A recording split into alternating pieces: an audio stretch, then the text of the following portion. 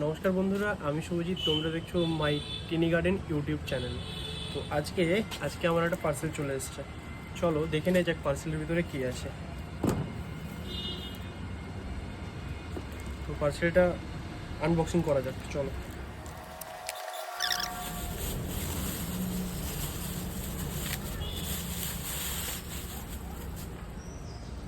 তো এইবার তোমরা বুঝেই গেছো যে পার্সেলে কী আছে।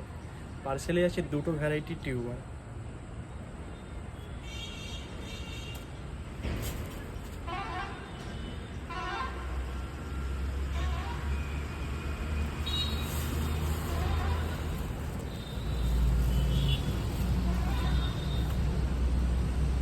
তোমরা দেখতেই পাচ্ছ টিউবারগুলো কত হেলদি, দেখো।